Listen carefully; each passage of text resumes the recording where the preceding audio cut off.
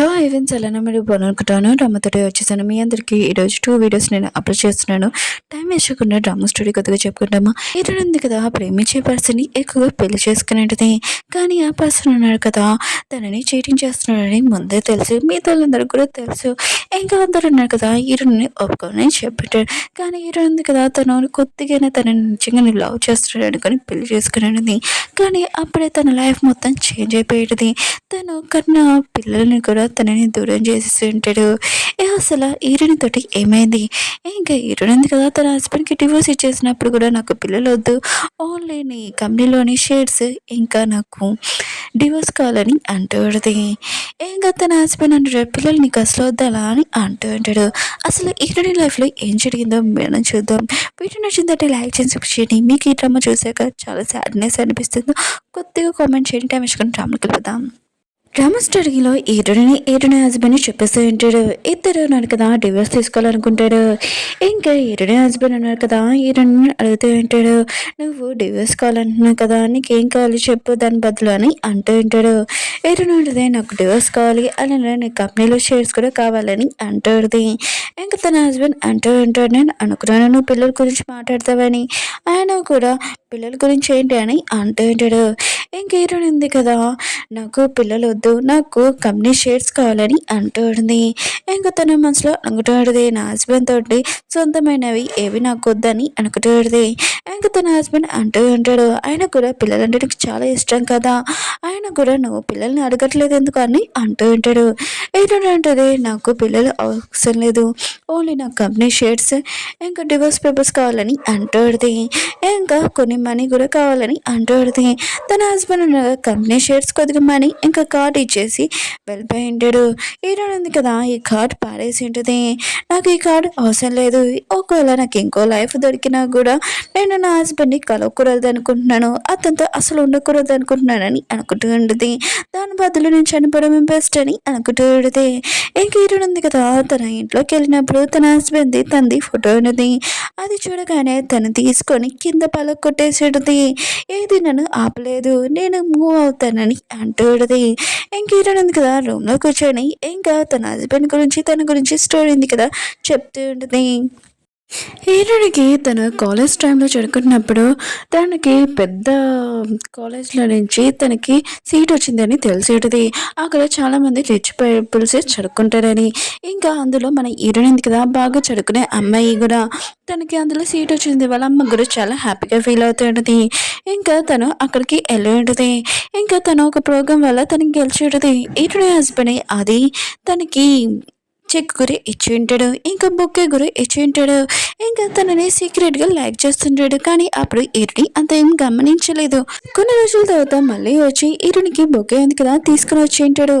ఇంకా హీరోని ఉంది కదా ఏమీ అర్థం కాదు, కానీ తన పక్కన వాళ్ళ ఫ్రెండ్స్ ఉన్నారు కదా మాట్లాడుతూ ఉంటాడు.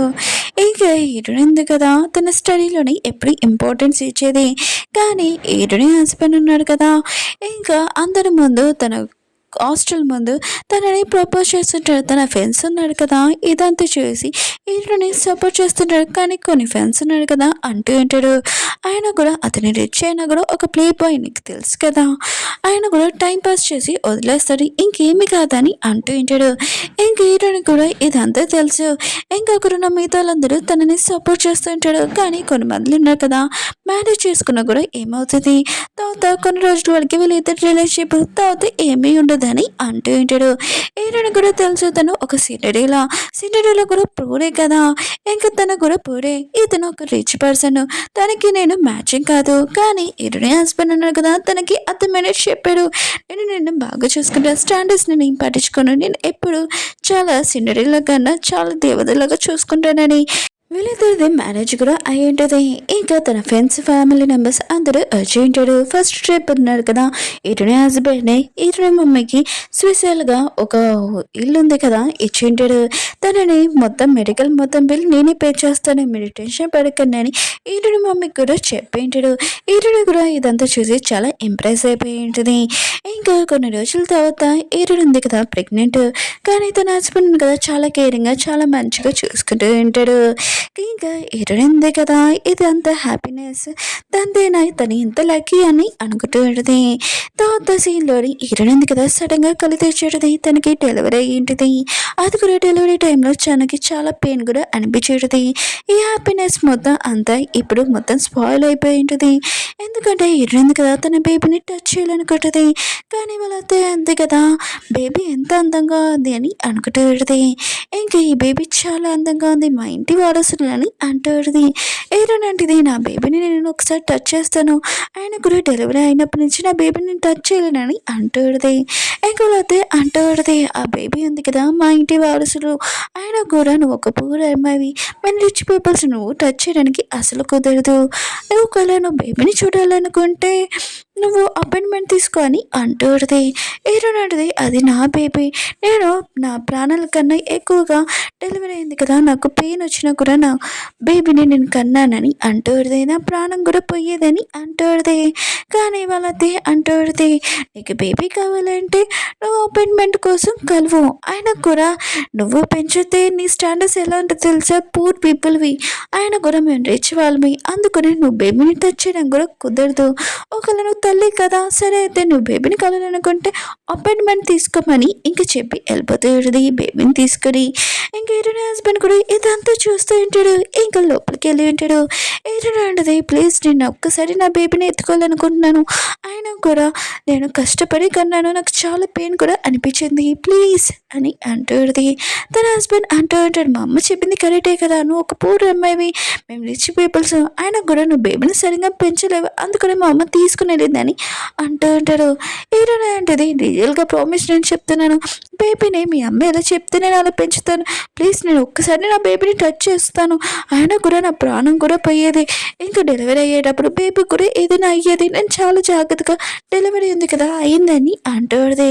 తన హస్బెండ్ అంటూ ఉంటాడు, ఏమీ కాదులే బేబీ పోతే ఏంటి, నెక్స్ట్ బేబీ మీద ఆలోచిద్దాంలే, అయినా కూడా ఇంకో బేబీ గురించి ఆలోచిస్తామా అని ఈటనితోటి మిస్బిహేవ్ చేస్తూ ఉంటాడు. అప్పుడే ఈటని బాడీ దగ్గర ఇంకా గీతాలు చూడడంతో ఇంకా షాక్ అయ్యి అక్కడి నుంచి వెళ్ళిపోయి ఉంటాడు. ఈరోజు కూడా అర్థమైంటుంది, తన హస్బెండ్ అన్న కదా తనని ఎలా చూశారని, ముందులాగా కాదు అసలు తనని లైక్ చేయట్లేదని ఇంకా అర్థమై ఉంటుంది. హీరోయిన్ కదా తన హస్బెండ్ తోటి ఒక పార్టీకి వెళ్ళి ఉంటుంది.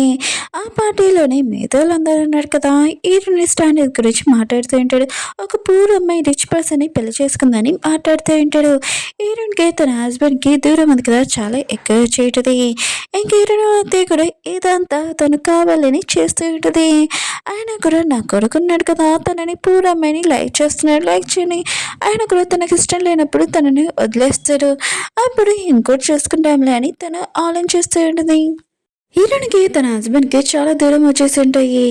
ఇంకా హీరోయిన్ ఉంది కదా చాలా డిప్రెషన్లో కూడా ఉంటుంది. తన బేబీ ఉంది కదా తన దగ్గర లేదని ఇంకా దాని గురించి ఆలోచిస్తుంటుంది. తన హస్బెండ్కి కాల్ చేస్తుంటుంది. ఇంకా చాలా నైట్ అయిపోయింది ఇంకా రాలేదని. మీరు అంటుంది చాలా నైట్ అయిపోయింది, ఆయన కూడా 12 అవుతుంది, మీరు ఇప్పుడు వెళ్ళి పడుకున్నాని అంటుంది. హీరోయిన్ అంటుంది, అది కాదు నా హస్బెండ్ ఇంకా రాలేదు, అయినా కూడా యాక్సిడెంట్ అయిందో ఏంటో అని చాలా భయపడుతున్నానని అంటుంది. అక్కడ మా మేడ్ అంటుంది, అలా ఏమీ జరగలేదు మ్యామ్, ఆయన కూడా మీరు టెస్ట్ పడుకున్నాని అంటుంది. అప్పుడు హీరోయిన్ ఫోన్లోని ఒక న్యూస్ ఉంది కదా చూసేది, తన హస్బెండ్ ఉన్నారు కదా యాక్టర్ తోటి రిలేషన్ పెట్టుకున్నాడని. ఇది చూడగానే హీరోయిన్ ఉంది కదా తన మనసు అంతా ఇరిపోయింది, తన గురించి ఆలోచిస్తుంటుంది. కానీ తను కదా బయట వాళ్ళతోటి రిలేషన్ పెట్టుకున్నాడని. హీరోయిన్ ఉంది కదా చాలా పాతది ఎక్కువగా డ్రింక్ చేస్తుంది. కాసేపు తన హస్బెండ్ కదా వచ్చింటాడు, ఏంటి నువ్వు పడుకోలేదు ఇంకా అని అంటూ ఉంటాడు. హీరోయిన్ అంటుంది, నువ్వు ఎక్కడికి వెళ్ళావు అని అంటాడు. తన హస్బెండ్ బిజినెస్ ట్రిప్ వెళ్ళానని అంటూ ఉంటాడు. హీరోయిన్ అంటుంది, ఓ వేరే అమ్మాయిలతోటి ఎఫ్ఐఆర్ పెట్టుకున్నావు కదా యాక్టర్ తోటి కదా అని అంటూ ఉంటాడు. హీరోయిన్ హస్బెండ్ అంటే ఈ విషయం నీకు ఎలా తెలుసా అని అంటూ ఉంటాడు. హీరోయిన్ అంటుంది, నాకు తెలియడం కాదు మిగతా ప్రపంచం అందరికీ తెలుసా అని అంటుంది. నువ్వు నన్ను చీటింగ్ చేస్తున్నావు అని అంటుంది. కానీ తన హస్బెండ్ అంటాడు, లేదు నేను కాంట్రాక్ట్ వల్ల అక్కడికి వెళ్ళాను, అంతకు మించి ఏమి కాదని అంటుంటాడు. ఓ ఆ కాంట్రాక్ట్ అంటే అమ్మాయిల అమ్మాయిలతోటి క్లోజ్గా ఉండడమే కదా అని అంటుంది. తన హస్బెండ్ నీకు చెప్పడం వేస్ట్, ఇలాంటి దాన్ని పెళ్లి చేసుకోవడం వేస్ట్ అని చాలా గొప్పగా వెళ్ళిపోయి ఉంటాడు. నెక్స్ట్ మార్నింగ్ మేడ్స్ ఉన్నాడు కదా, మాట్లాడుతూ ఉంటాడు నైట్ గురించి, ఇంకా గొడవ గురించి. కొత్త మేడ్ ఉంది కదా, అసలు ఏంటి గొడవ అని అంటుంటాడు. ఇంకా పాత మేడ్ ఉంది కదా, కొత్త మేడ్కి చెప్తూ ఉంటుంది. నేను నైట్ గొడవ ఏమొచ్చిందంటే మ్యామ్ ఉంది కదా, డెలివరీ అయ్యేలేక ముందు మ్యామ్ తన హస్బెండ్ చాలా ప్రేమగా చూసుకునేవాళ్ళు. కానీ మ్యామ్ డెలివరీ అయ్యాక తన హస్బెండ్ తనని చూసుకుంటలేదు, ఇంకా చీటింగ్ చేస్తున్నాడని అంటుంది. ఇంకా తన బాడీ కూడా నచ్చట్లేదని మాట్లాడుతూ ఉంటాడు. ఈరోజు మాత ఈ మాటలన్నీ విని ఇంకా చాలా కోపంగా ఉంటుంది. అక్కడ ఇంకో మేడ్ వచ్చి వాళ్ళని తీసుకుని వెళ్ళింటాడు. హీరోయిన్ ఉంది కదా, తన ఫోన్ ఓపెన్ చేసినప్పుడు తన హస్బెండ్ కదా తనని చీటింగ్ చేస్తున్నాడని ఆ న్యూస్ మాట్లాడకుండా హీరోయిన్ గురించి మాట్లాడుతుంటాడు. హీరోయిన్ ఉంది కదా, తన హస్బెండ్ని పట్టించుకోవట్లేదని మాట్లాడుతూ ఉంటాడు. హీరోయిన్ మాత ఇదంతా చూసి ఫోన్ పలకొట్టేసేది. ఇంకా తన హస్బెండ్ ఆఫీస్ దగ్గరికి ఆ లేడీని కొట్టేది. తన హస్బెండ్ ఉన్నాడు కదా, తన వైఫ్ సైడ్ మాట్లాడకుండా హీరోయిన్ కొట్టేంటాడు. ఇంకా ఆ లేడీని ఇంకా తీసుకుని వెళ్ళింటాడు. హీరోయిన్ మాత్రం తన మనసు ఇరిగిపోయింది. ఇంకా చాలా కోపంగా ఇంటికి వెళ్ళి తను చెయ్యింది కదా చాక్తో కోసుకొని ఇంకా సూసైడ్ చేసుకున్నామని అనుకుంటుంది. ఇంకా తన హస్బెండ్కి చెప్తాడు, తను టెన్షన్ పడుకో, ఆయన కూడా నీ లైఫ్ ఉంది కదా చాలా హ్యాపీగా ఉంటుంది, ఇంకా నువ్వు మీ మమ్మీ ఏం చెప్పిందో ఆ మాటలు వినని అంటుంది. హీరోయిన్ ఉంది కదా, సూసైడ్ చేసుకుంటే మనకుంటే వాళ్ళ అమ్మ మాటలు గుర్తు తెచ్చుకుంటుంది. అయినా కూడా నీ ఆశలు ఉన్నాయి కదా, అంత పైకి చూడాల్సిన అవసరం లేదు, మనం ఎంతలో ఉన్నామో అంత చాలని చెప్పేది. అమ్మ నేను చేసింది మిస్టేకే అని ఇంకా సూసైడ్ చేసుకోబోతుంటే అప్పుడే తన హస్బెండ్ కదా తనని కాపాడింటాడు. ప్లీజ్ నన్ను క్షమించండి, నేను ఇంకోసారి ఇలా మిస్టేక్ చేయనని రిక్వెస్ట్ చేస్తూ ఉంటాడు. కానీ హీరోయిన్ ఉంది కదా ఏమీ మాట్లాడదు, సైలెంట్గా ఉంటుంది. హీరోయిన్ ఉంది కదా ఇంకా మంచం మీద పడుకొని ఉంటుంది. ఇంకా తన హస్బెండ్ కదా రియల్గా సారీ ప్లీజ్ నన్ను క్షమించని అంటూ ఉంటాడు. అప్పుడే తన హస్బెండ్కి కాల్ వస్తుంటుంది కానీ తను ఎత్తరు. ఇంకా హీరోయిన్ ఉంది కదా తన హస్బెండ్కి చెప్పేది ఫోన్ ఎత్తమని. ఇంకా తన హస్బెండ్ కదా ఉన్న నెంబర్ నుంచి ఫోన్ ఎత్తింటాడు. హీరోయిన్ మమ్మీకి కారు యాక్సిడెంట్ అయిందని.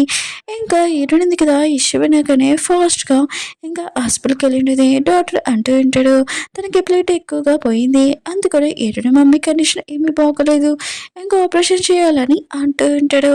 హీరోయిన్ ఉంది కదా ఇష్యూని షాక్ తోటి ఇంకా కళ్ళు తిరిగి పడిపోయింది. తన హస్బెండ్ కదా తనని ఎత్తుకొని తీసుకుని ఉంటాడు. ఇంకా హీరోయిన్ ఉంది కదా తన హస్బెండ్ని ఈసారి క్షమించుంటుంది, కానీ అది చేసిన తను చాలా మిస్టేక్ చేసి ఉంటుంది. క్షమించడము అసలు ఏమైందో నెక్స్ట్ వీడియోకి చూద్దాం. వీడియో నచ్చిన లైక్ అండ్ సబ్స్క్రైబ్ చేయండి. ఫ్రెండ్స్ డ్రామా ఉంది కదా నచ్చిందని కోరుకుంటున్నాను. ఈరోజు 2 వీడియోస్ అప్లోడ్ చేశాను, చూడాలని కోరుకుంటున్నాను. బాయ్.